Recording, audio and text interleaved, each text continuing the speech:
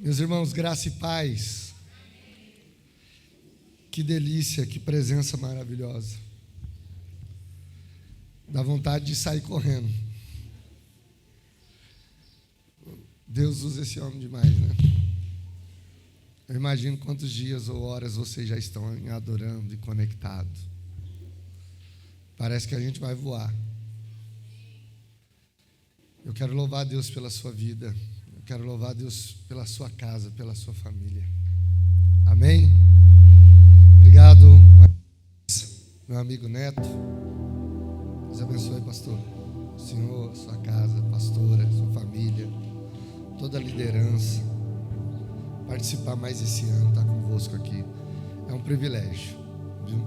Que Deus possa retribuir grandemente. Riva sem palavra, né, para falar do Riva.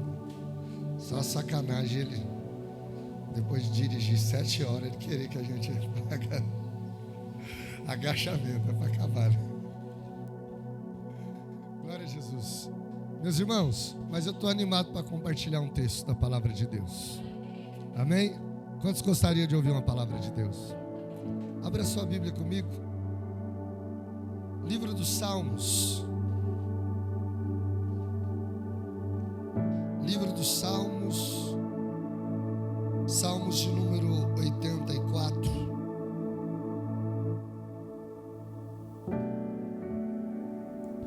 Aleluia.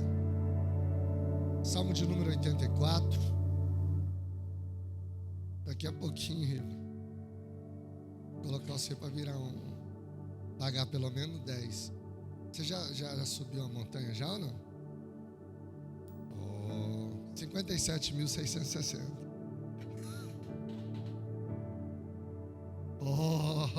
Au. Olha aí, ó. Glória a Deus, que isso. Está cheio de homens inquebrantáveis aqui. Vai. Rapaz, é bom demais, você não tem noção. À medida que você vai andando assim, os caras vão cortando carne na tábua para você. Entendeu? Água de coco, você tem que ver. Você vai andando. Você anda meio quilômetro para picanha. Não, é top. Leva ele, meu. Vai ser bom. Glória a Jesus. Você encontrou Salmo 84, diga: eu sou salvo. Se você não encontrou, diga: eu também sou. Diz assim: quão amáveis são os seus tabernáculos, Senhor dos exércitos. A minha alma está desejosa e desfalece pelos átrios do Senhor. Meu coração e a minha carne clamam pelo Deus vivo. Até o pardal encontrou casa, e a andorinha ninho para si, onde põe os seus filhotes. Até mesmo nos teus altares, Senhor dos exércitos, Rei meu e Deus meu. E você pode dizer: glória a Deus. Feche os seus olhos por um minuto, curva a sua cabeça. Bendito sejas tu, Senhor nosso Deus, Rei de todo o universo e Criador de todas as coisas. É no nome de Jesus o Cristo que nós te invocamos mais uma vez. Senhor, tantas porções foram liberadas, entregues aqui essa noite, diante do teu altar. Canções foram entoadas, louvores, adoração, palavras, testemunhos. Mas ainda, Senhor, nós estamos desejosos de sermos ministrados. Se o Senhor achar graça mais uma vez, abre o céu sobre nós pela sua palavra. Nos revela, Senhor, o Espírito por trás da letra, para que a tua igreja seja nutrida pelo teu evangelho, pela tua palavra, que é plenitude em nós. Assim, Senhor, eu te peço que o Senhor possa abrir os ouvidos nessa tarde, e escancarar os corações para receber e ouvir aquilo que o Senhor tem para fazer, para falar, do jeito que o Senhor quiser, Espírito Santo. Nós te pedimos no nome de Yeshua HaMashiach. Você pode dizer amém? Meus queridos, quando você vai pegando um fôlego aí, eu queria pedir a sua atenção por alguns minutos, amém? Prometo que eu não vou estender. Meio-dia, desde as 3:30 que a gente está na verdade, quando eu cheguei no hotel em Rio Preto, já era meia-noite. Eu cochilei 2 horas, tomei um banho, 3:30, para chegar aqui. Aí eu tenho uma casinha ali no Itaberaí, ainda preciso sair daqui e lá. E aí depois seguir viagem, assim vai. Mas dia 23 de dezembro agora eu preciso retornar ao Reino Unido, mas ainda vou cumprir algumas agendas aqui. Então suporta aí um pouquinho, amém? O Neto sempre me alerta do horário. Ele diz: pastor, não pode passar de 2:30, que o pessoal fica com fome. Tem gente que está jejuando, tem gente que não tomou café direito. Triglicérides, hipoglicemia, vai dando, sobe pressão, cai pressão, tremedeira. Ele falou, no máximo 2:30. Então eu vou terminar 2:15 para não ficar tarde. Não vai embora não, é brincadeira. Você está aí ou não? Amém? Meus irmãos, quero compartilhar um pouco de um contexto introdutório a respeito deste salmo. Salmo de número 84. Uma das canções mais lindas que nós podemos encontrar no livro dos Salmos é essa aqui. Pastor, eu não acho, eu acho 23, eu acho 91. Ah, pastor, eu acho tal salmo, tal. Não, tranquilo. Mas esse salmo, ele é tido como uma das canções mais lindas, porque ele é conhecido como um salmo geracional. Ele não é uma composição que ele aconteceu assim, hoje eu escrevi uma letra e vou cantar. Não. Ele foi sendo contado por cada filho. Ele foi sendo acrescentado por cada geração. De pai para filho. Diga comigo, de pai para filho. Diga, uma geração e outra geração cantando a mesma canção, de geração em geração, ao mesmo Deus. Pastor, os Salmos de número 84 é um salmo geracional cantado por que geração? Incrível. Se você tiver uma Bíblia impressa, você abrir o título aí, você vai ver que é a canção escrita pelos filhos de Coré. Pelos filhos ou Corá.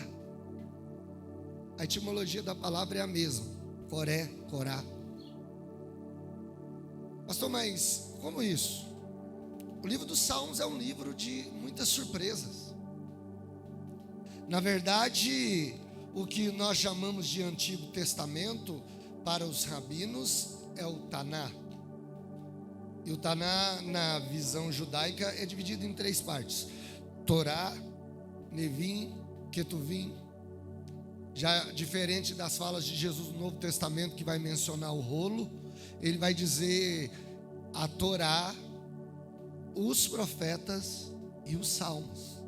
Já não é a mesma linhagem da visão da religião judaica, mas a visão messiânica do Cristo, aquilo que estava contido no Antigo sendo revelado no Novo. E os Salmos, ele é um livro que, na verdade, ele não é só para ser lido, porque ele é um livro de canções, de composições. Só que, meu amigo, não são composições que alguém está escrevendo ali uma poesia para impressionar, alguém que está querendo filosofar. Não. Aqui tem todo tipo de nível de canção que você pode imaginar.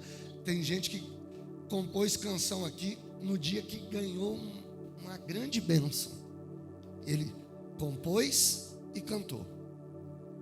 Mas tem gente aqui que acrescentou uma canção, compôs uma canção e cantou no dia que alguém morreu. No dia que ele venceu, no dia que ele perdeu. No dia que ele estava doente, no dia que ele estava curado. No dia que alguém estava nascendo e no dia que alguém estava morrendo. Pastor? Por exemplo, se a gente abrir o Salmo de número 90, se a gente fosse colocar esse livro de canções, chamado em hebraico de Tehelim, que é os Salmos, o Salmo de número 90 deveria ser o Salmo de número 1. Porque a primeira canção a ser escrita dos Tehelims foi Moisés, que na sua velhice, depois de 40 anos no deserto, frustrado, porque um diácono por nome Estevão vai pregar o maior sermão da história, que ele explica o Gênesis, o Êxodo e toda a Torá, numa mensagem que ele prega em Atos dos Apóstolos, capítulo de número 7. Se você ler esse capítulo, você vai ouvir falar coisas de Abraão que você nunca vai encontrar no Gênesis. Você vai escutar coisas a respeito de Moisés que não está escrito no Êxodo. Inclusive Estevão diz assim: e Moisés, sabendo que Faraó não tinha herdeiros, sendo ele criado pela filha de Faraó, sabia que seria ele o próximo herdeiro do trono. E mediante isso entenderia que Deus queria usá-lo para libertar o seu povo. Então ele pensou: Deus vai me pôr no trono. E aí, com uma canetada, que nem um Xandão, eu solto esse povo e Deus sai vitorioso. No outro dia ele vai dar uma volta no meio dos irmãos dele, cheio de esperança. Qualquer dia desse eu viro rei. Uma briga, dá um rolo, mata um homem. Pronto, no outro dia voltou de novo, jogaram na cara dele, ele ficou com medo, fugiu para o deserto. Você conhece a história? 40 anos. 40 no Egito, 40 no deserto, pastoreando ovelha, cansado, velho, 80 anos de idade. Sabe o que ele faz? Ele escreve uma canção e diz assim: porque os dias de vida de um homem é de 70 a 80 anos. O que passar disso é enfado e canseiro. Não existe mais esperança. Ninguém pode mais adorar depois de 80. Ninguém pode servir a Deus. Ninguém pode fazer mais nada para Deus depois dos 80. É enfado e canseira. É melhor morrer. Ele está frustrado. Lá vem Deus na sarça. Moisés. Ele olha para a sarça e diz: estou acostumado a ver fogo nesse deserto, mas esse fogo aqui não apaga de jeito nenhum. E esse mato também não queima. Que trem que é esse? Aí ele chega perto e diz: Moisés. Ele diz: quem é? Ele diz: Deus. Ele diz: que Deus? Ele falou: vou te ajudar a lembrar quando a sua mãe Joquebede te amamentou até a sua idade para você ir morar com a filha de Faraó. Ela te falava de mim: eu sou Deus de Abraão, de Isaac e de Jacó. Moisés falou: nossa Deus, se o Senhor tivesse falado comigo quando eu estava para pegar a coroa, eu não tinha feito aquele erro, aquela falha, cometido aquela gafe que eu dei lá no Egito, e aí eu estava lá agora, Deus, mesmo assim com essas rugas minhas, com esses bicos de papagaio, eu ainda consegui assinar aquele papel para liberar o teu povo. Mas agora Deus não dá mais. Ele diz: não, Moisés, é agora que vai começar. Não, alguém não entendeu? Olha para alguém do lado, diga para ele: você está achando que está acabando. Deus está dizendo: só está começando. Moisés está dizendo: é hora de morrer. A Bíblia vai dizer em 34 de Deuteronômio, diz assim: e Moisés morreu com 120 anos, e os seus olhos não escureceram, nem a sua feição mudou. Moisés não precisou nem fazer butoque, irmão, o cara morreu. Quando Deus achou ele no deserto, ele estava um maracujazão, pronto para o caixão, já com um plano de funerário pronto. Deus chegou e falou: vamos lá libertar o povo. Ele disse: que jeito, eu não tenho a caneta mais. Ele disse: Deus me livre. Caneta? Não, Moisés, comigo é diferente. Se você liberta o povo na caneta, eles vão dizer que eu sou o Deus das coisas fáceis.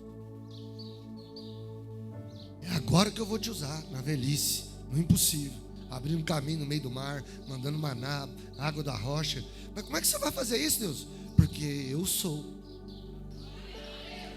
o Deus das coisas. O irmão não entendeu, diga para ele: ele não é Deus das coisas fáceis. Fala para ele: se você tiver com dor de dente, vai no dentista. Dor de cabeça, toma um Doril. Mas se alguma coisa for impossível, você está no lugar certo.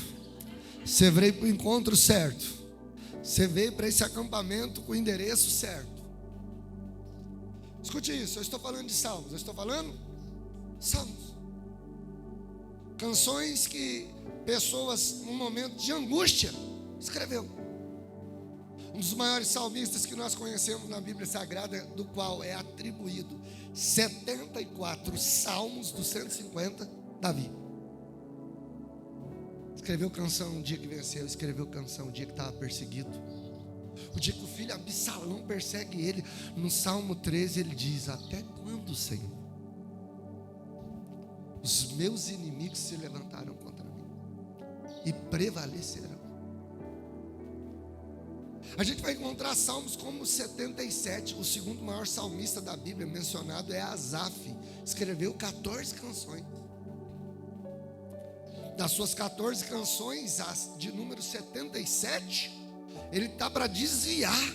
Ele diz assim: e quando eu olhei para a prosperidade do ímpio e vi a minha aprovação, eu pensei, eu perdi a minha mocidade na santidade à toa, porque o ímpio faz o que é errado e está feliz, está prosperando, e eu estou aqui com o pé na cova. Ele diz: o dia que eu vi isso, eu quase me desvi. Mas aí o texto diz que ele vai para o templo. Ele vai para onde? Para o templo. Ele diz: mas quando eu cheguei no santuário, eu vi o final deles. Alguém não entendeu? Vira para alguém que está do seu lado, diga para ele: você não sabe qual é o valor que está acima da inscrição, que está acima das renúncias que você fez para estar aqui. Diga: você está na presença do Todo-Poderoso. E aleluia. Sabe, pastor Patrick, o que você está dizendo? Eu estou dizendo que exatamente agora há pessoas no hospital do câncer, exatamente agora há pessoas numa biqueira, num presídio, há pessoas agora pensando se toma uma cartela de remédio ou não, se pendura numa corda ou não, se continua se cortando ou não, se joga o carro debaixo de uma carreta ou não. Há pessoas agora neste momento vivendo um divórcio, vivendo qualquer outro tipo de situação, mas você está no santuário, você está no ambiente espiritual. Escuta isso. Canções que nós olhamos como o Salmo de número 23, que Davi canta essa canção da maneira que ele enxerga o seu pastoreio, o cuidado que ele tinha, porque seus irmãos humilhavam ele, e isso a gente vai encontrar lá em 1 Samuel, a partir do capítulo 17, versículo 32, quando ele vai confrontar Golias, ele vai levar comida para os irmãos primeiro, e quando ele chega lá, naquele momento, um dos seus irmãos diz: aonde estão as suas poucas ovelhas? Mas na canção do Salmo 23, ele diz assim: o Senhor é o meu pastor. Do mesmo jeito que ele olhava para as ovelhas dele e dizia: eu sou pastor dessas ovelhas, elas não estão sozinhas, eu não as deixarei, eu não as faltarei, e eu estarei com elas. E da mesma maneira que ele vai cantando, ele vai mostrando assim: eu me esforço como pastor a levar essas ovelhas a achar um bom pasto, um bom alimento. Aí ele vai cantar o Salmo 23 e diz: ele me faz deitar em verdes pastos e me leva às águas tranquilas, refrigera a minha alma. E ainda que eu passe pelo vale da sombra e da morte, eu não temerei mal algum. Como que alguém, meu amigo pastor Marcos Dutra, que honra sua família, sua esposa, Deus abençoe.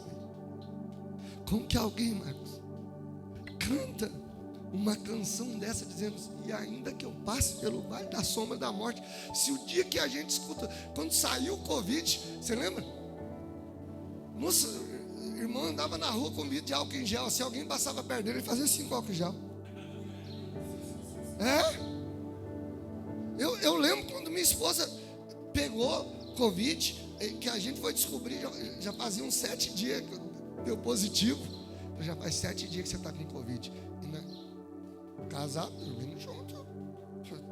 Tem esse negócio de dormir separado, encarando todo mundo junto. Falei: Falei, pronto, peguei, já comecei. Quando deu positivo, já começou. Pesado, dor. Quente, as crianças estavam todas mal, tossindo, deitado, febre, mas ruim. Mas um negócio assim, vou morrer, agora já era. Aí já entubou meu cunhado. Infelizmente ele faleceu. Minha esposa ficou muito ruim. Jesus teve bondade e misericórdia, deixou ela viver, está comigo, graças a Deus. Mas eu ali, ruim na cama aí, as crianças falando, pai, mas eu tenho muito filho, sabe? Eu tenho 6. Você imagina só. 6 filhos na pandemia, todo mundo trancado dentro de casa. Pai, a mãe está de cama, se o senhor cair também, como é que nós faz? Vai lá fazer o teste. Aí eu fui, pus máscara, peguei um vidro de álcool em gel, um lencinho, montei no carro, fui lá na farmácia fazer um teste de Covid. A mulher ficou até com medo do jeito que eu estava. Ela pegou um cotonete grande, de longe ela. Quando ela entra, o senhor aguarda aí 20 minutos, eu guardo sim. Eu caí aqui, chama a ambulância, SAMU para mim. A moça volta daqui a pouco, outra moça diferente. Falou, quem é Patrick Rabelo? Sou eu, senhor. Seu teste está liberado, viu? Deu negativo. Não tem mais nada. Que beleza. Estou aí no carro. É isso que Davi está dizendo. Ainda que eu passe da sombra da... Há momentos que a gente acha que vai morrer, que está acabando. Ele está expressando da alma. Você está entendendo ou não? Mas o mesmo Davi que cantou o dia que ganhou, o dia que perdeu, o dia que venceu, o dia que quis expressar a sua gratidão, o cuidado, a perseguição, o mesmo Davi o dia que peca. No Salmo de número 51. Ele vai cantar uma canção baseada em Levíticos, aonde está a lei do leproso. E ele diz: asperge-me com hisopo e purifica-me. Pastor, que dia que ele cantou essa canção? O dia que o profeta Natan confrontou ele, que ele havia adulterado com Batseba e automaticamente armado a cilada para a morte do seu marido.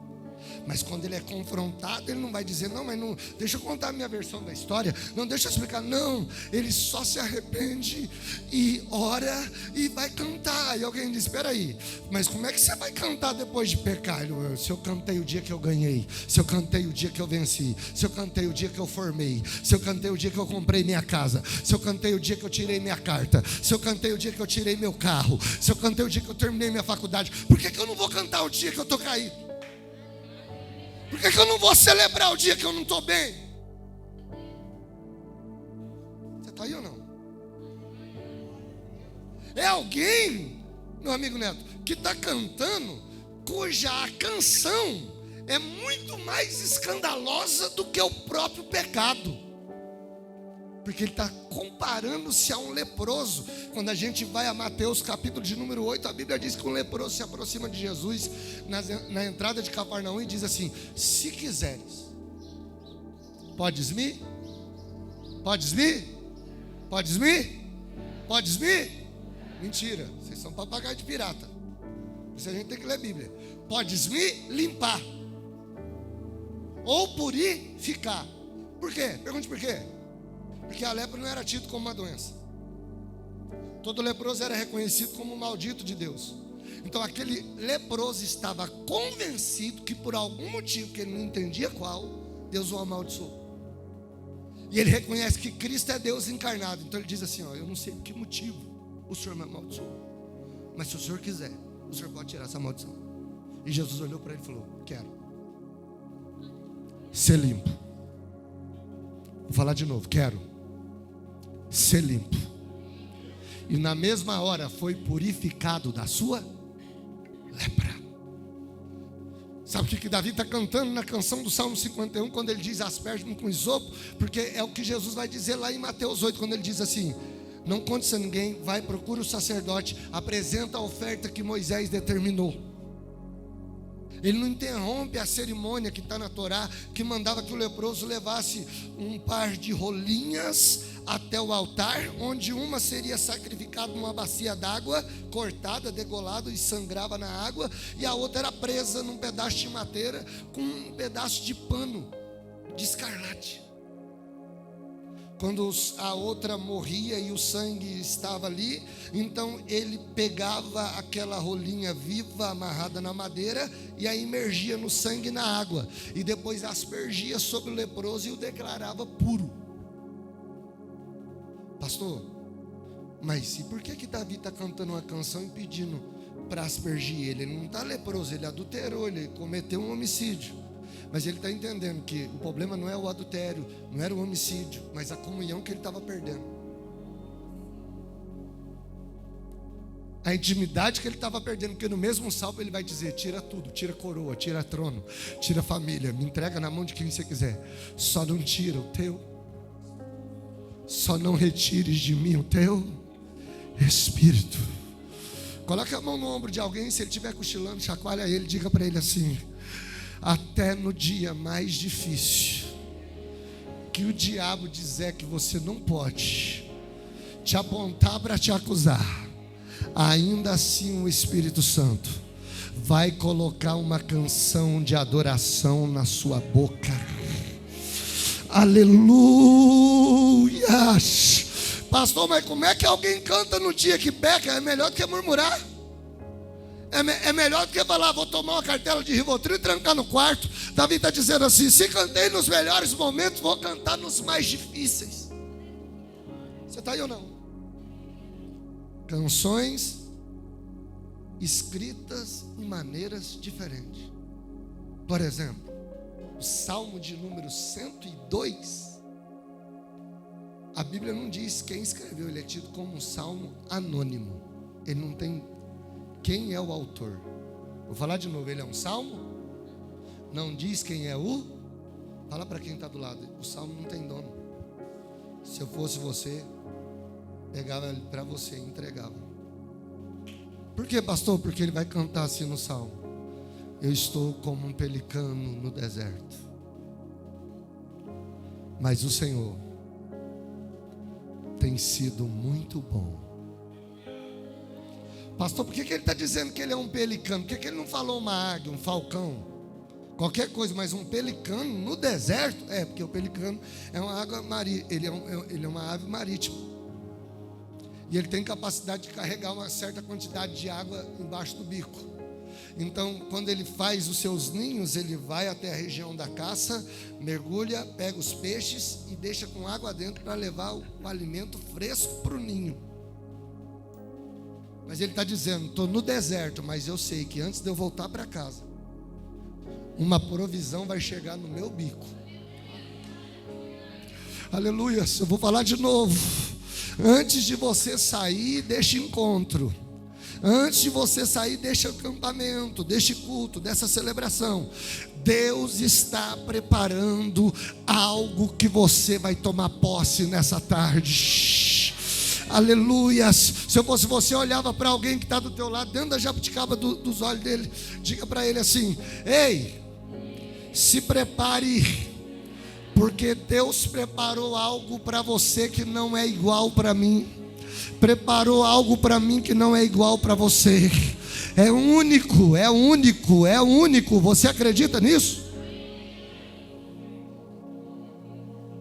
Escuta isso. O Salmo de número 84 é um salmo geracional, porque há vários volumes de salmo. Quem vai explicar isso com grande sabedoria e excelência é um pregador londrino já falecido, chamado Charles Haddon Spurgeon. Escreve uma coletânea de 3.665 páginas. Eu tive o privilégio de ler. Ali está os tesouros de Davi. Ele vai explicar cada canção, vai expor cada sentimento. Entre eles, do Salmo 120 ao Salmo 134, estão os salmos de romagem ou salmos de romaria. Por que salmos de romaria? Porque de acordo com Levíticos 23, 7 festas bíblicas foram adotadas por Deus durante todo o ano. E dessas 7, 3 era obrigatório que o povo se movesse da onde estivesse para o templo, para sacrificar, para adorar, para cultuar. Só que enquanto eles viajavam, a gente não está falando de hoje que você compra um voo e vai ali em Goiânia e está tudo bem. Não, a gente não está falando de você pegar um ônibus. A gente não está falando de você ir com o seu próprio carro. Não. A gente está falando de pessoas que viajavam em famílias, em grupos.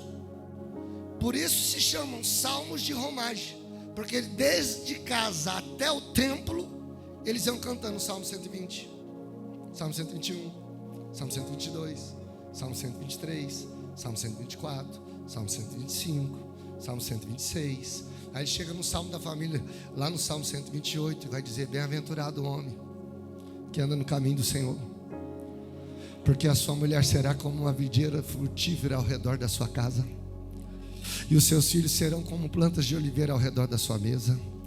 E ele desfrutará de toda a riqueza e bênção, e que haja paz em Jerusalém. Assim será o caminho do homem que obedece ao Senhor.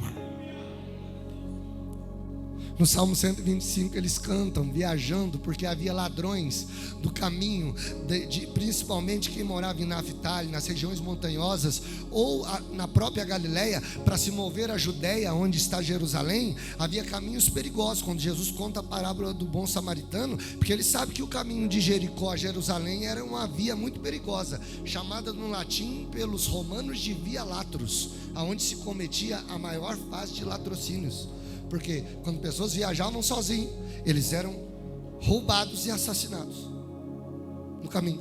Por isso eles viajavam em romaria, em grupo, juntos, cantando canções. Mas pastor, se o culto era no templo, por que eles estão cantando no caminho? Porque eles estão dizendo assim: até a gente chegar no templo, eu não vou esperar para cantar lá. Não, o irmão não entendeu. Fala para ele assim: você vai esperar o final do culto você dá um glória? Eles estão caminhando e cantando, viajando na jornada. Eles estão dizendo: a gente ainda não chegou no templo, mas já está cantando. A gente ainda não está vivendo o milagre, mas já está cantando. A resposta ainda não chegou, mas já está cantando. Quando vai se aproximando do Salmo 130 em diante, então vai mudar a canção, vai chamar Salmos de degraus, porque aí eles vão chegando aos degraus para entrar no templo. Em cada degrau eles vão cantando uma canção. Eles estão dizendo, passando degrau por, fala para o irmão do lado, não é de elevador, é degrau,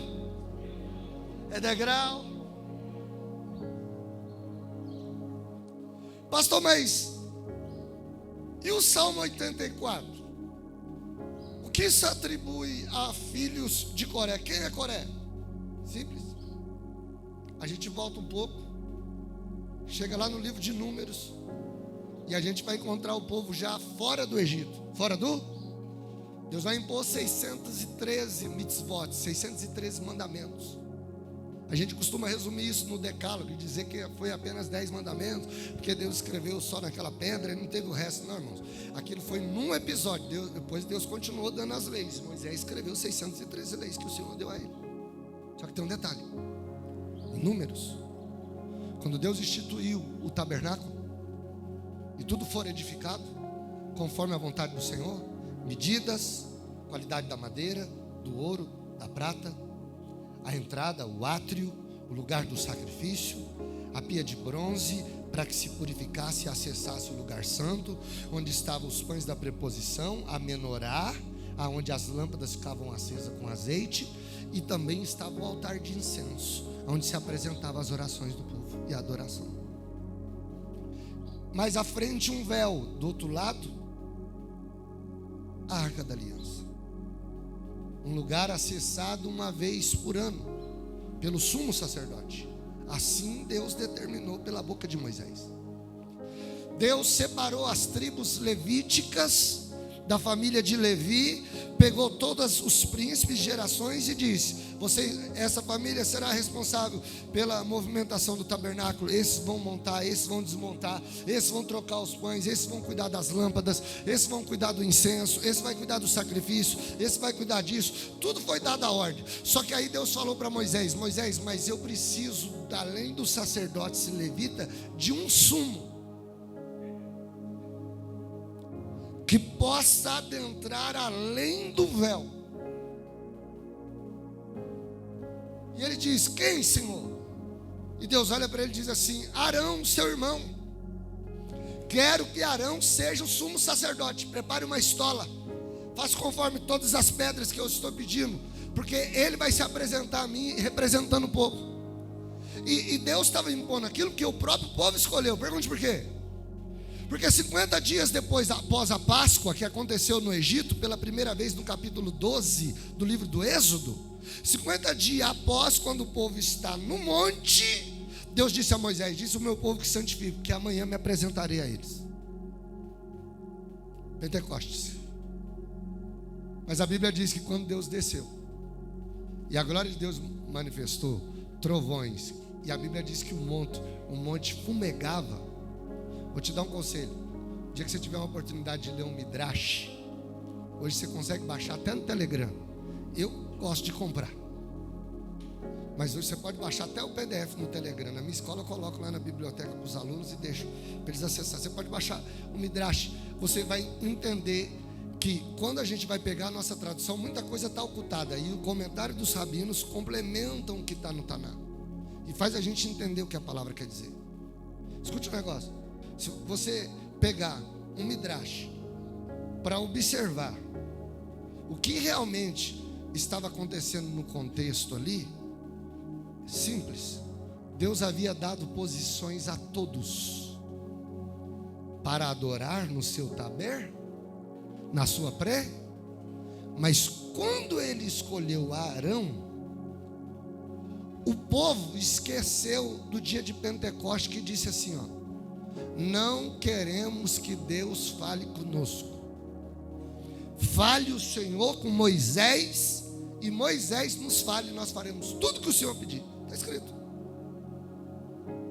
Mas por quê? Porque quando você lê o Midrash, o monte não só fumegou, mas os rabinos dizem que naquele dia Deus se apresentou para o povo, enquanto os trovões, raios, relâmpagos iam acontecendo no céu, e eles estavam achando que era uma tempestade. Era só um show de Deus para manifestar a Torá, a sua palavra, que ia ser entregue a todo o povo. Se o povo não diz para Moisés subir sozinho, subisse com ele, Atos 2 tinha acontecido naquele dia.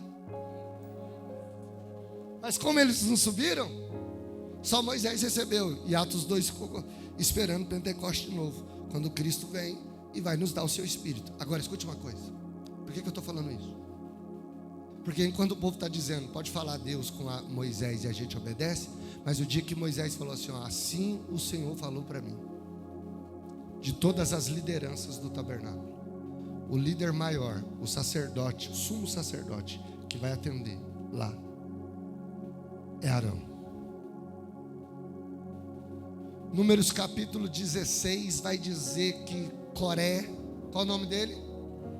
Datã e Abirão, junto aos Rubenitas e outros líderes, ajuntaram um motim de 250 homens. Quantos homens?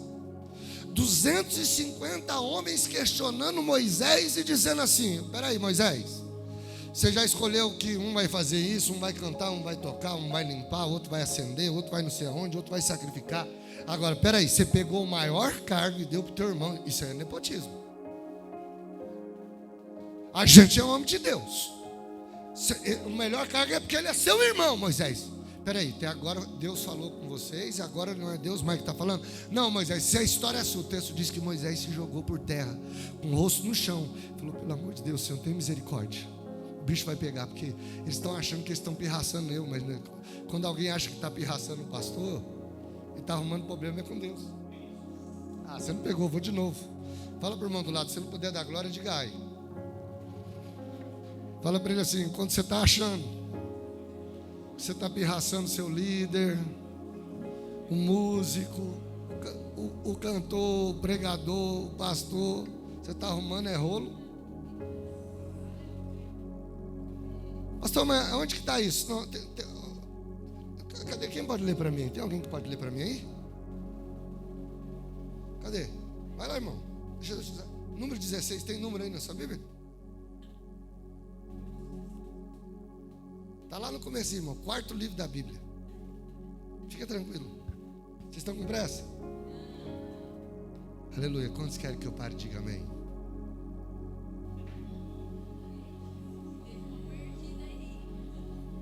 Parar. Continua? Eu vou com a maioria, tá? Eu tô brincando. Achou? Número 16? Lembra bem. Tem outro microfone aí? Corá, filho de Issar, descendente de Coate, filho de Levi. Corá, filho de Issar,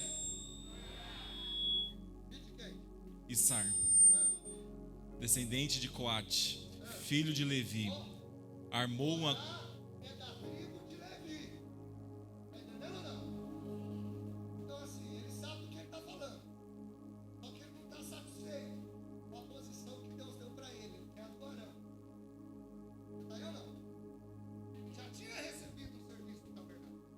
Continua. Armou uma conspiração com Datã e Abirão, filhos de Eliabe, e On, filho de Pelete, da tribo de Ruben, com outros 250 líderes israelitas, todos membros importantes da comunidade. Os 3 instigaram uma rebelião contra Moisés.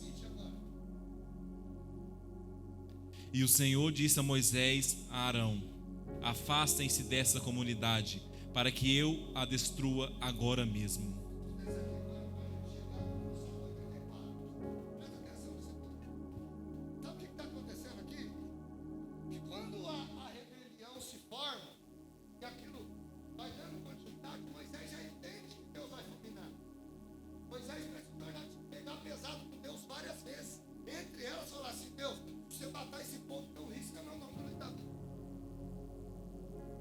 Só que quando a glória de Deus desce no tabernáculo, Moisés e Arão correm para dentro, se atiram no chão, e falam assim: Senhor,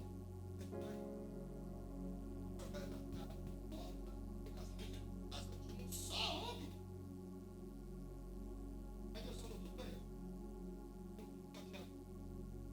Mas a congregação dele,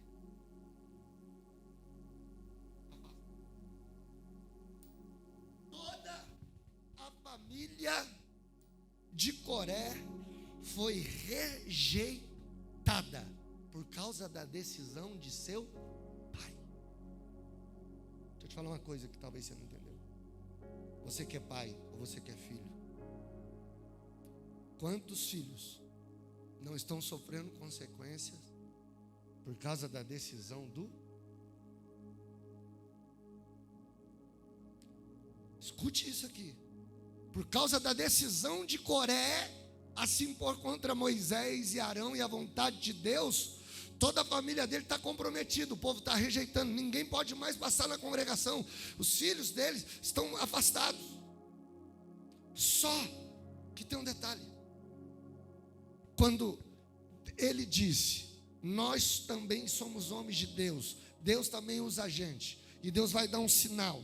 Ele diz: então faz o seguinte, pode arrumar 250 incensários, cada um traga o seu incensário. Só que Deus mandou fazer o seguinte: a nossa Bíblia diz que mandou trazer uma vara. É assim ou não é? E diz que a vara de Arão floresceu. O Midrashim, que vai dar a etimologia da palavra, não diz vara, diz ramagem ou muda. Porque quando eles saíram do Egito, entre os tesouros que eles trouxeram de lá, toda a árvore frutífera, eles trouxeram as mudas. Só que a gente não vai encontrar isso no texto. A gente vai encontrar no texto que descia o maná e tinha que comer no mesmo dia, sim ou não? Se guardasse depois das 6, o que acontecia?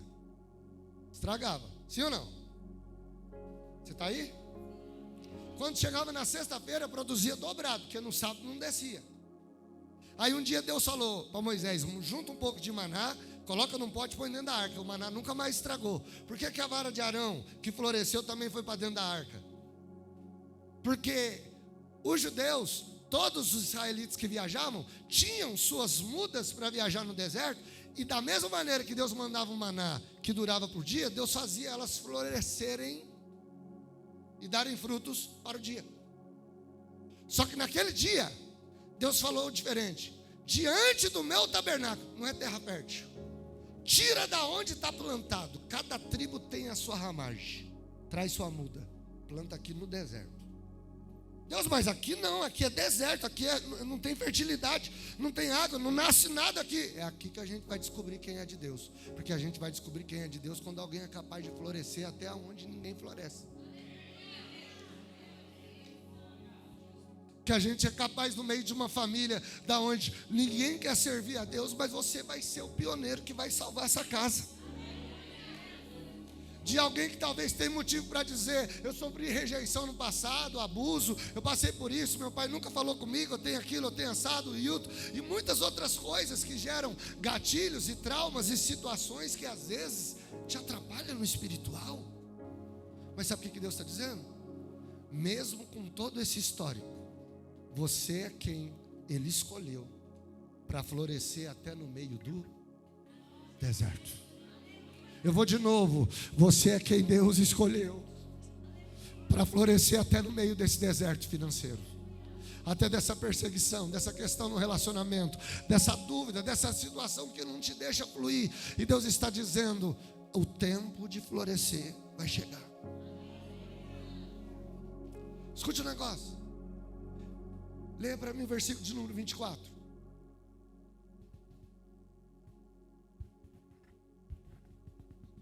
Então diga a toda a comunidade que se afaste das tendas de Corá, Datã e Abirão. Moisés se levantou e foi até as tendas de Datã e Abirão, e as autoridades de Israel o seguiram. Vamos. Mas se o Senhor fizer algo completamente novo, e o chão abrir sua boca e os engolir juntos com todos os seus pertences, e eles descerem vivos à sepultura. Olha a proposta que Moisés está fazendo. Qual a proposta? Já que vocês estão desafiando, Deus já falou comigo. Então vai ser o seguinte: se for para morrer como qualquer um morre, eu não sou homem de Deus, Deus não me enviou. Mas se Deus está no que eu estou falando, Deus vai fazer algo novo. Alguém entendeu? Eu vou de novo. Deus vai fazer algo diferente. Aleluia. Coloque a mão no ombro de alguém e diga para ele: você não deve satisfação para ninguém, mas só para provar que Deus é na tua vida, Deus vai fazer algo diferente, e a justiça será a seu favor. Você está entendendo isso que eu estou falando? Só que tem um detalhe. Quando o texto que ele leu diz que Coré, Datã e Abirão e suas famílias e os parceiros e até os seus pertences, sua casa, tudo foi engolido. Eles disseram: acabou. Eles disseram? Sim ou não? Só que tem um detalhe: se acabou, eu mencionei que Davi é autor de 74 salmos, Asaf de 14. Agora, sabe quem são os terceiros maiores salmistas da Bíblia? Escritores de 11 salmos? Os filhos de Coré. Pastor, peraí, que salmos os filhos de Coré escreveram? Entre eles 84. Mas espera aí, se a terra abriu a boca e engoliu a família e os pertences, então acabou. Lembra que eles são famílias de levitas, sim ou não? Deus está tratando aquela situação, mas o tabernáculo parava? Podia faltar incenso? Podia deixar a chama apagar? Podia faltar azeite nas lamparinas? O pão podia faltar? A todo tempo o tabernáculo funcionava, até Davi organizar os turnos. Mas enquanto isso não, o trabalho ali era obrigatório de toda a tribo de Levi. Só que tem 250 homens emburrados dizendo: nós não vamos. Só que aí Deus vai e pune todos. Quando Deus pune todos, diz assim: acabou, agora a gente precisa arrumar, porque desse povo que morreu, muita gente não é daqui. Mas a família de Corá serve no altar. O que nós vamos fazer? Quando eles chegam lá, quem estava no tabernáculo servindo? Os filhos? Os filhos? Os filhos? Os filhos? Pastor, mas por que eles estavam servindo? Porque eles estavam posicionados dizendo assim, ó: meu pai está fazendo o que é errado, mas eu vou ficar do lado certo. Minha mãe pode fazer as escolhas que ela está querendo para a vida. Eu não serei uma repetição do que ela foi. Eu não serei uma repetição do histórico na minha família de droga, de suicídio, de mentira, de adultério. Eu não aceito esse histórico na minha família, que todo mundo que casa divorcia, que de infertilidade, que as mulheres não conseguem engravidar, que as crianças nascem prematuras, que as gravidez é de risco. Não, eu não aceito esse histórico que na minha família tudo que se abre, cresce, prospera e depois fale e termine em nada. É isso que os filhos de Coré estão dizendo. Nossos pais podem fazer as decisões dele, nós decidimos ficar nos átrios do Senhor. Então, quando se terminou o momento da rebelião e os sacerdotes chegaram no tabernáculo e encontraram os filhos de Coré, dizendo: ué, o que vocês estão fazendo aqui? Ele disse: nós estamos servindo o templo. Ele falou assim: vocês deram uma sorte. Diz: por quê? Se você estivesse lá, vocês teriam sido engolidos, mas como vocês estão dentro do santuário, vocês sobreviveram. Aí eles cantam e diz: quão amáveis são os teus tabernáculos. Ah não, você não entendeu, eu vou de novo. Salmo 84, verso 1: quão amáveis são os teus tabernáculos. Por quê, pastor? Porque na cabeça de muita gente, você já era para estar debaixo da terra. Na cabeça de muita gente, a tua história era para ter terminado num dia desses. Mas sabe o que aconteceu? Muita gente que você conheceu já desceu a cova, está desviado, se perdeu, escolheu outro tipo de vida. Mas olha você aqui nesse acampamento, nessa tarde, ouvindo mensagem de Deus. Pastor, por que eu estou aqui? Porque enquanto muitos escolheram outro lugar, você escolheu estar na presença de Deus e declarar como amável é estar pulando, gritando, chorando, falando em língua, mesmo calor, mesmo chovendo, mesmo cansado, mesmo sem dormir, mesmo virando a noite. Como amável é estar na tua presença. Ei, eu estou dizendo que você é a geração que vai dar continuidade a um legado. Porque para todo mundo a história de família de Coré tinha acabado em número 16. Pastor, mas espera aí, não acabou não? Não. Quer ver? Está em Números aí? Capítulo de número 26, verso 11. Você está animado? Se você estiver animado, irmão, eu vou te entregar uma bênção daqui para o final. Você crê ou não? A descendência de Corá, porém, não desapareceu por completo. Outra tradução.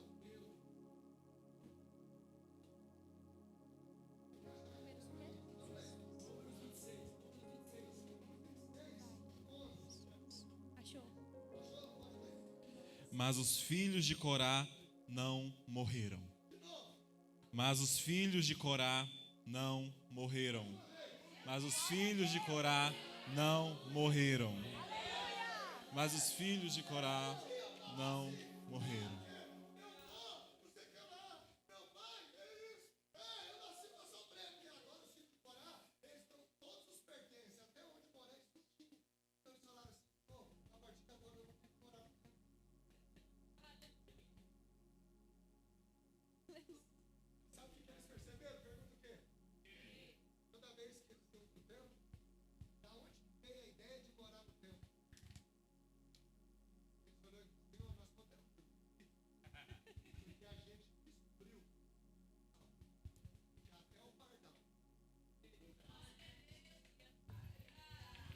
Até o pardal e a andorinha achou casa nos teus altares. Não, eu vou de novo.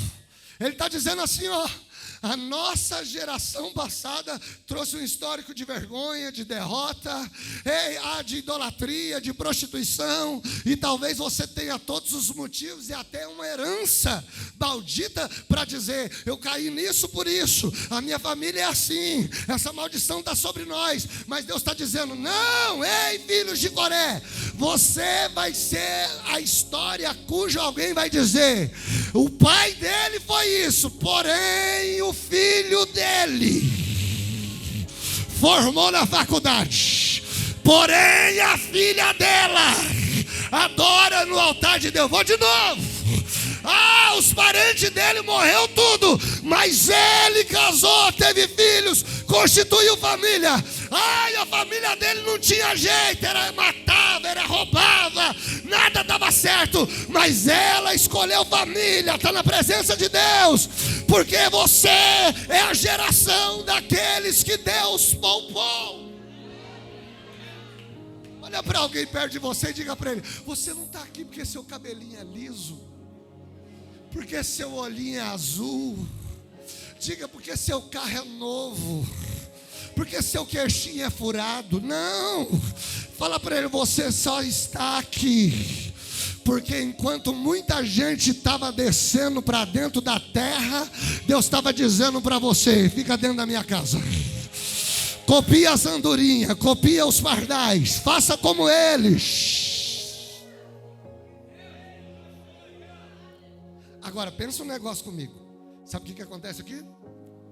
Isso vai se tornar uma canção geracional, porque cada geração dos filhos de Coré, como eles não morreram, eles continuaram tendo filho.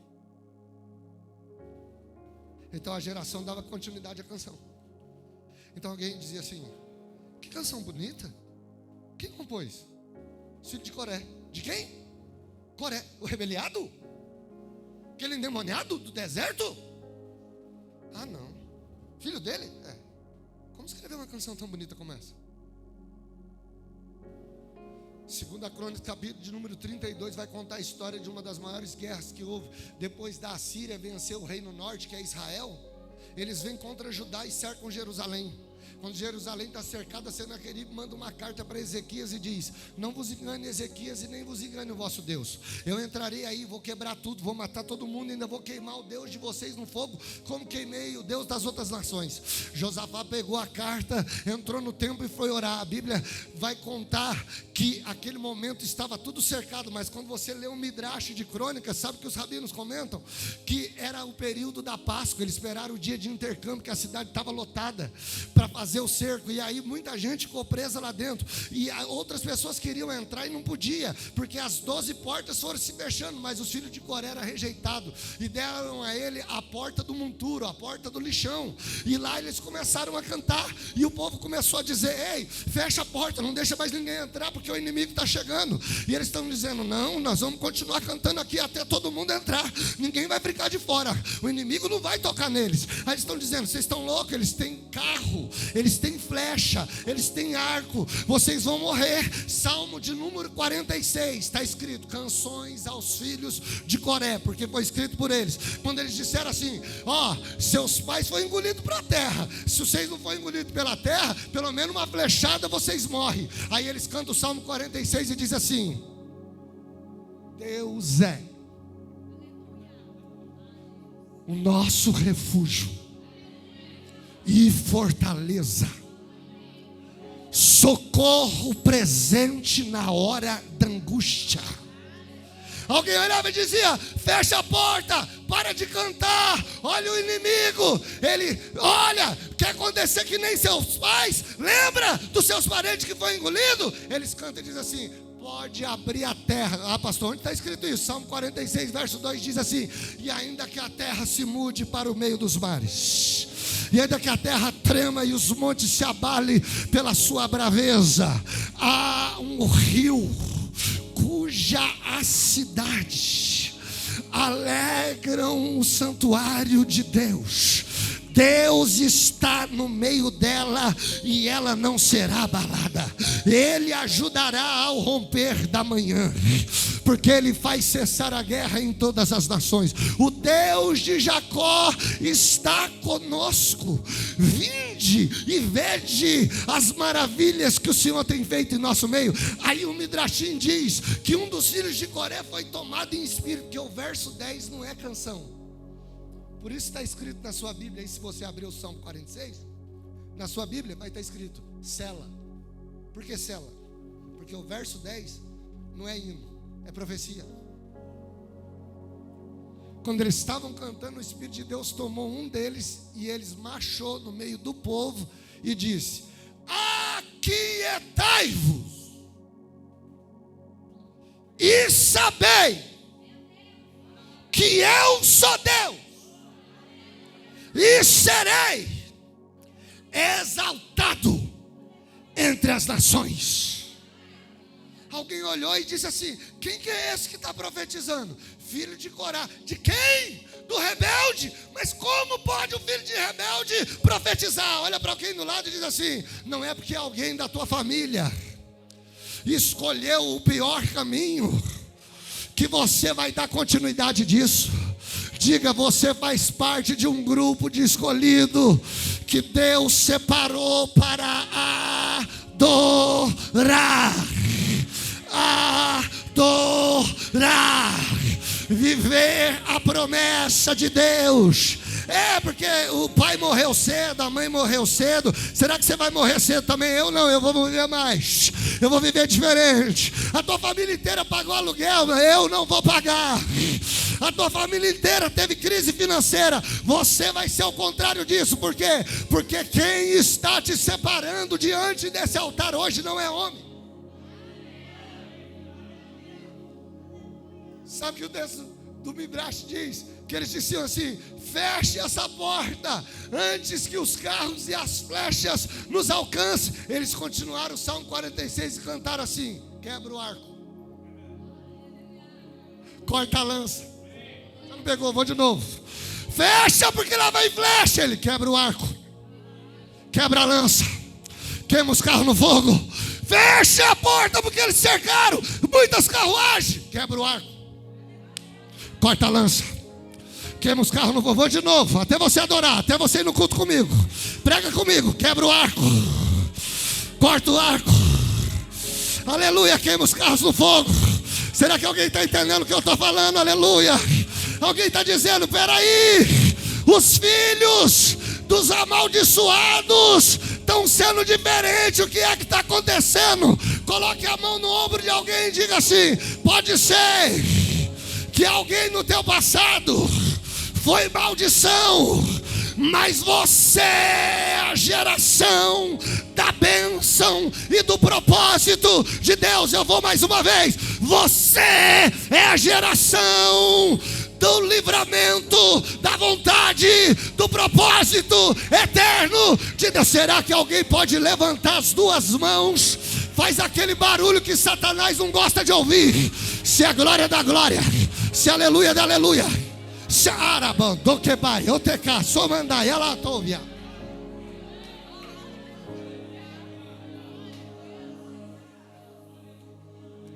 Até o pardal e a andorinha encontrou casa. Pastor, mas por que que eles estão cantando uma canção que fala de pardal e andorinha? Por que que eles não falaram águia, gavião? Fala para o irmão que está do lado. No altar você nunca vai ver uma águia, nem um gavião, muito menos um urubu. Diz: pode ser qualquer altar, de Deus não. Mas a andorinha e o pardal,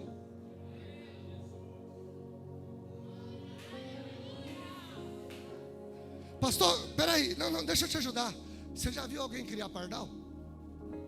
Você já viu alguém pôr andorinha na gaiola? Se você pôr andorinha na gaiola, ela morre. Se você pôr um pardal dentro da gaiola, ele vai brigar, vai matar os outros e vai morrer.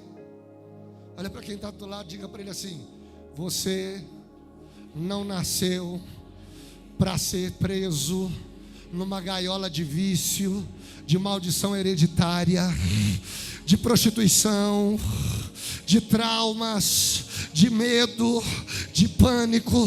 Diga, você não vai ficar numa gaiola de angústia. Por quê, pastor? Porque você não é águia, você não é gavião, você é pardal, você é andorinha. Aleluia. Vou te falar um transtorno dessa geração: vício de tela. Talvez o vício de tela tenha impedido as pessoas muito de observar as coisas, mas quando você acorda pela manhã, a primeira coisa que você vai ver é no fio de Anápolis, no fio de Goiânia.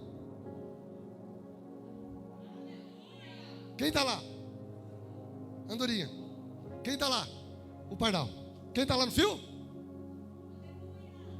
Quem está lá no fio? Olha para quem está do lado e diga assim: Deus não está chamando águias essa noite, essa tarde. Diga, Deus está à procura de pardaizinhos, de andorinhas. Não, o irmão não pegou não. Põe a mão no ombro dele e fala para ele assim: baixa a bola.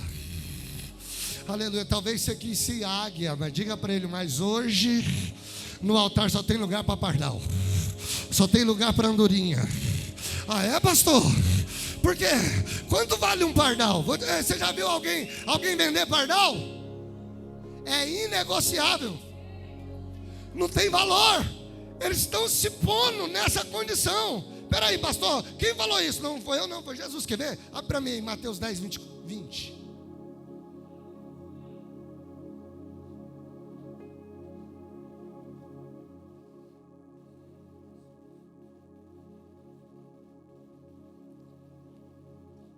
Aleluia. Usa o meu. Pois não serão vocês que falarão, mas o Espírito de seu Pai. Não tenham medo dos que querem matar o corpo, eles não podem tocar na alma. Temam somente a Deus, que pode destruir o inferno. Podem destruir no inferno tanto a alma como o corpo. Pois não serão vocês que falarão, mas o Espírito de seu Pai falará por meio de vocês. Aleluia. O irmão trairá o seu irmão e o entregará à morte, e assim também o seu pai ao seu próprio filho. Os filhos se rebelarão contra os pais e os matarão. Todos os odiarão por minha causa. O que Jesus está falando aqui é uma realidade que está acontecendo nos dias de hoje, onde pai e filho não falam mais, mãe e filha estão brigados, onde a casa está dividida, aonde as coisas valem mais do que a pessoa, aonde tem gente brigando por causa de um paralama amassado, aonde tem gente para separar por causa de uma tela de celular que trincou. Você está aí ou não? Fala para o irmão do lado, dá glória a Deus para ninguém achar que é você. Pastor, mas espera aí, por que então eles estão se comparando a pardal? Que eles estão dizendo assim: aonde nós queremos fazer ninho, a águia não quer, o gavião não quer. Eu vou de novo: a águia não quer, o gavião não quer, o corvo não quer, o urubu não quer, mas o pardal. Põe a mão no ombro dessa pessoa e diga para ele assim: você está aqui nesse acampamento porque você é o pardalzinho e a andorinha que Deus escolheu para estar no altar de Deus nessa noite. Ei, deixa eu te falar uma coisa. Sabe o que acontecia aqui? Pastor, mas espera aí, por que Deus poupou essa geração? Por quê? Porque ele estava dizendo assim, ó: dessa geração, lá na frente, eu vou levantar um homem, e esse homem vai separar para mim um rei. Esse rei vai chamar Davi. Esse homem vai me ajudar. O que ele vai fazer, Deus? Ele vai ser juiz, ele vai ser sacerdote, ele vai ser profeta. Não, mas quem? Lá na frente vocês vão entender. Como assim? Pastor, mas está na Bíblia, tá? Olha aqui, abre aí para mim. 1 Crônica 6. Irmão, você vai apanhar de Bíblia aí, irmão. 1 Crônica 6.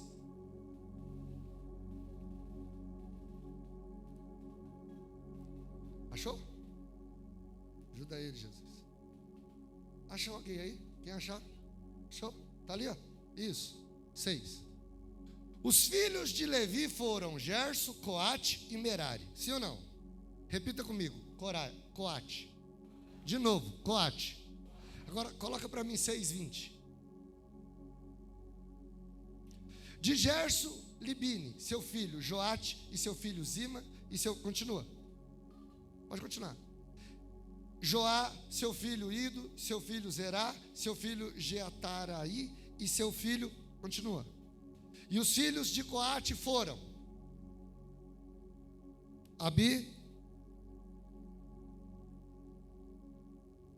seu filho e seu filho...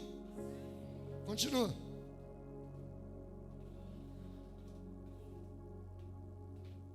Ah, não. Espera aí. Pastor, não, isso não está certo. Põe no 30.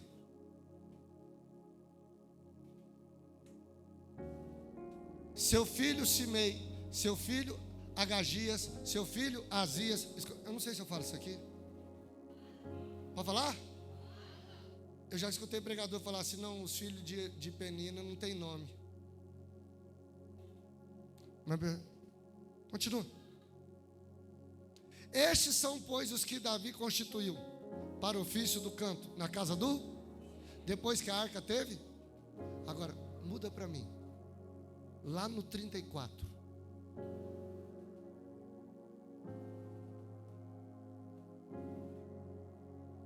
Volta o 33. Melhor. Estes são, pois, os que ali estavam com seus filhos, dos filhos dos coatitas: Remã, salmista, e sábio, o filho de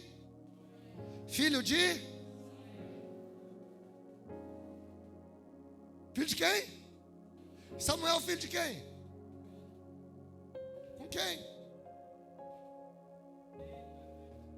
Só que no dia que a Ana quis conceber, ela falou: o dia que o Senhor me der, eu entrego ele. E Deus falou assim: isso aí estava desde o dia que eu afundei Corá com a congregação. Já estava prometido, Ana. Quando o menino desmamou, ela leva o menino para onde? Só que quando chega lá, o sumo sacerdote é Eli, da linhagem de Arão. E ele diz assim: os filhos Alfini e Finés não aceitam. E diz: ele não pode morar aqui com a gente. Se ele quiser servir aqui, ó, ele vai ter que dormir lá dentro. Só que quem vai levar ele é a Ana. Quem vai levar ele? A Ana é a esposa de Elcana, que é filho de Zuf, de Tou, que vai indo cada geração dessa aqui até chegar em Coate. Sabe o que acontece? Quando a Ana entra lá dentro e diz: filho, você vai passar a noite no melhor lugar do mundo. Mas você vai embora? Vou. Mas o que eu faço? Cante as canções de seus pais. Ei, o Midrash diz, está escrito assim na Bíblia: antes que a lâmpada do Senhor apagasse, porque naquele dia não tinha turno, então chegava o horário da noite que o azeite acabava, ficava escuro. E Samuel, para não ter medo do escuro, Ana dizia para ele: cante as canções de seus pais. E os filhos de Eli vinham durante a noite para pôr medo em Samuel. Mas aí ele pegava o salmo de seus pais, que é o salmo de número 42, salmo dos filhos de Coré. Eles cantam assim: assim como as corças anseiam pelas águas. Estava tudo escuro, os filhos de Eli colocando medo em Samuel, e ele cantando: assim a minha alma tem sede de ti. Eles colocando medo em Samuel cada noite pós-noite, e Samuel cantando: Senhor, os que estão à minha volta me dizem o tempo todo: aonde está o seu Deus? Ei, os filhos de Eli colocando medo em Samuel, que é a herança dos filhos de Coré, dormindo no escuro, e ele cantando o Salmo 42 e dizendo assim: por que estás abatida dentro de mim, ó minha alma? Põe o verso 5 ali. Por que estás abatida dentro de mim? Por que te perturbas? Espera em Deus. Porque os filhos de Eli estão me atormentando hoje, mas ainda eu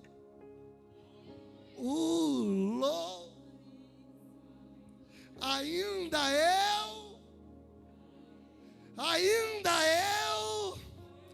Coloca a mão no ombro de alguém perto de você e diga para ele assim: há uma história de tristeza e decepção, quem sabe no seu passado. Diga: mas você é a geração que Deus escolheu para gerar os Samuéis, para gerar a voz de Deus. Aleluias. Pastor, o que você está dizendo? Eu estou dizendo que lá no livro de 1 Samuel capítulo 2, pastor Marcos Dutra, Deus falou para ele: vou matar você e seus filhos. E foi o que aconteceu. Não tinha mais sucessor da casa de Arão.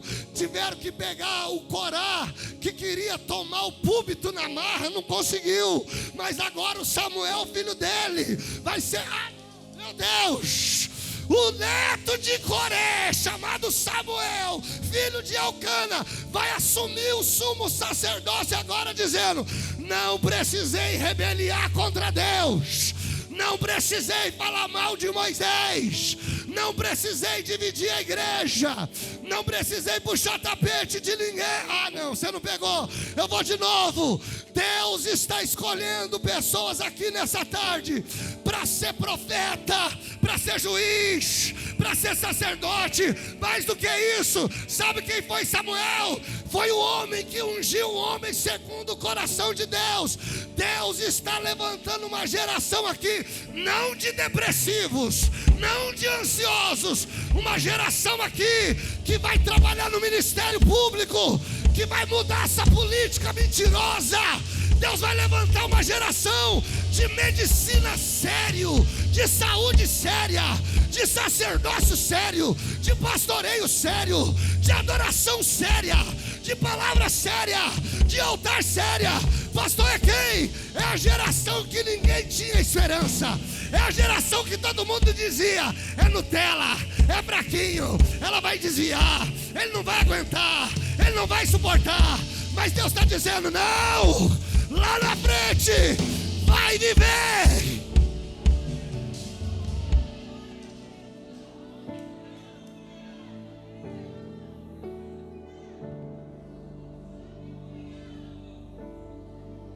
Quando o Salmo 84 terminou de ser escrito, a geração de Coré, que já estava no templo de Salomão, escutou dessa maneira: quem que está cantando hoje? E alguém disse: os filhos de Coré. Mas do amaldiçoado? É. Do caído? É. Mas não morreu todo mundo? Não, sobrou os filhos. E eles foram fazendo ninho. E as andorinhas, os pardalzinhos foi criando. E eles foram passando de geração em geração. Mas como que eles sobreviveram? Porque no dia a terra abriu e engoliu todo mundo. Pois é, eles escreveram lá no verso 10 a resposta, no Salmo 84. Coloca ali para mim. Quando eles perguntaram como eles sobreviveram no dia que a terra matou o pai deles, ele estava dentro do templo. Não, eu vou parar, vou de novo. Como eles sobreviveram no dia que Deus engoliu todo mundo naquela terra? Porque quando chegou a notícia que eles sobreviveram só porque estava dentro da casa de Deus, eles cantaram e disseram: mais vale um dia nos teus átrios do que 1000 em qualquer outro lugar. Eu vou mais uma vez, porque você não entendeu. Alguém está olhando e dizendo: a mãe dela foi da prostituição, foi da macumba, da idolatria, da perdição, do vício. Tem um histórico ali de dependência química. Mas tem um filho de Coré surgindo dizendo: mais vale um dia. Mais vale um dia viajando 7 horas e o Revelino fazendo a gente fazer agachamento do que 1000 em qualquer outra balada. Eu vou de novo. Mais vale um dia 1h10 da tarde ouvindo palavra de Deus do que qualquer outra palestra extra que você possa participar na sua vida. Por quê, pastor? Porque enquanto você está aqui nessa tarde, você é um pardal, uma andorinha que está dizendo: vou continuar fazendo ninho, porque o que eu não cantei, meus filhos vão cantar. O que eu não preguei, meus filhos vão pregar. O que eu não vivi, meus filhos vão viver. O que eu não conquistei, a minha geração vai conquistar. Você pode jogar a mão direita para cima, a esquerda para confirmar. Só quem está me ouvindo, dá o grito de glória mais alto deste acampamento.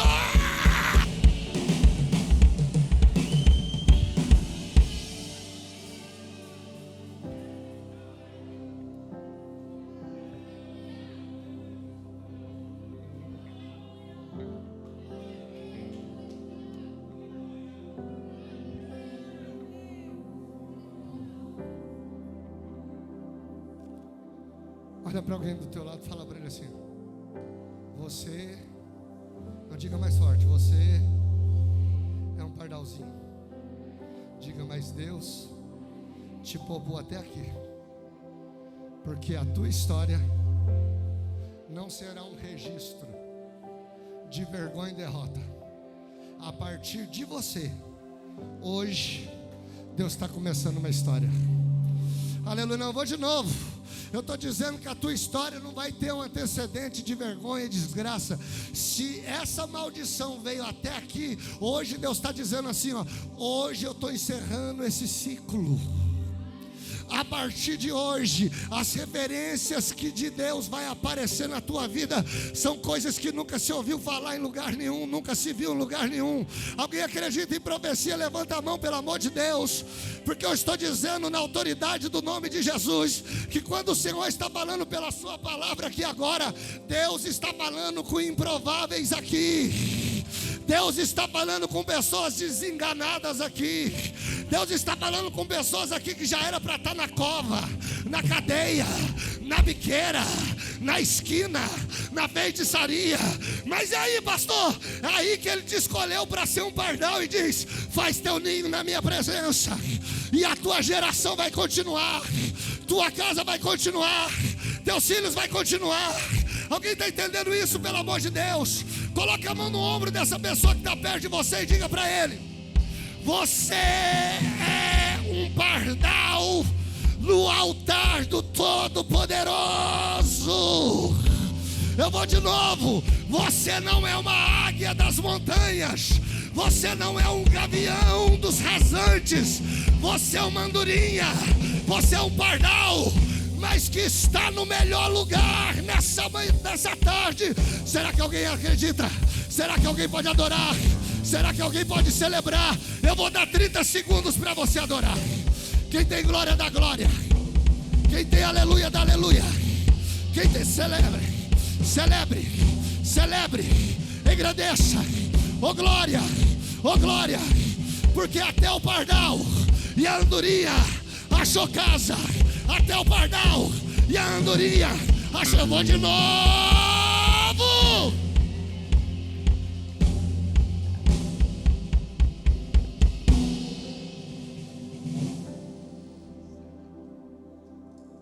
Vira para alguém que está perto de você e diz para ele assim com autoridade: hoje Deus está dizendo: eu fechei a cova que estava aberta no meio da sua família.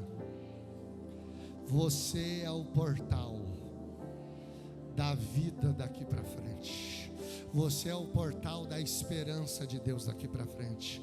Você é o portal da vitória daqui para frente. Eu vou de novo. Deus está dizendo que justamente você foi o escolhido de Deus para ser o portal de uma geração que vai trazer uma conduta espiritual diferenciada, e alguém vai olhar e dizer: não acredito de que família que ela é, não é possível que ela veio de lá, não é possível que foi de lá que ela saiu, não é possível que foi de lá que Deus arrancou ele. Aleluia. Quem é pardal aqui está entendendo. Quem é andorinha aqui está entendendo. Fala para o irmão do lado, Deus está te dando uma chance nessa tarde de você baixar a bola, irmão. Eu já vi muita águia sem bico. Eu já vi muito gavião despenado por aí, Rivelino, que vivia cantando de por aí, fazendo de bambambam em bambãozão, e não deu em nada. Mas faz 20 anos que eu estou no anonimato. É um negócio, você já deve ter ouvido um ditado que uma andorinha não faz? Uma andorinha não faz? Eu tive a oportunidade de participar de uma exposição em Oxford, de mapas de toda a região europeia e do Reino Unido. E em Oxford, na biblioteca de lá, existe um mapa chamado Atlas Collins. É um mapa que estuda a geografia das aves durante as estações. Você está aí ou não? E o que acontece? De acordo com a águia, o gavião e as aves maiores, ela só depende de alcançar uma certa altura. Andorinha não. Quando vai chover, antes de chover, no final da tarde, você vê o grupo voando. Elas vão descendo.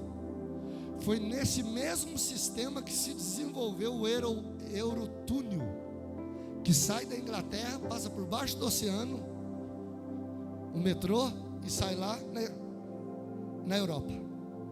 Foi o mesmo caminho, por um túnel. Por quê? Porque quando o inverno vai chegando, as andorinhas andam até a beira do oceano em grupo, e ali formam um túnel de vento. Como elas têm que bater muita asa, elas não vão aguentar voar longe. Elas entram no túnel de vento e o vento joga elas. Pastor, joga elas para onde? Elas não sabem para onde o vento vai jogar, mas uma coisa é certa: o ninho dela vai ser nu. Eu vou de novo, o ninho dela. Por que, pastor? Quem é que falou isso? Evangelho de João 3:8 diz assim: porque aqueles que são nascidos da água e do Espírito são como o vento.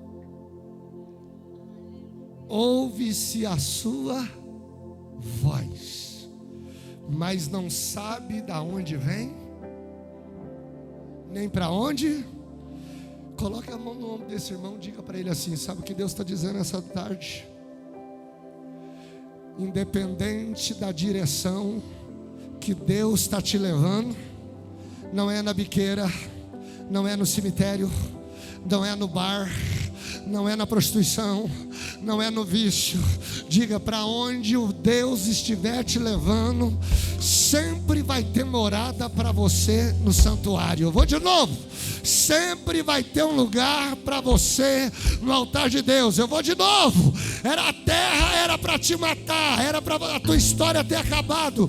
Ei, eu estou pregando para pessoas aqui que nem era para estar vivo, mas sabe o que Ele fez? Ele te separou.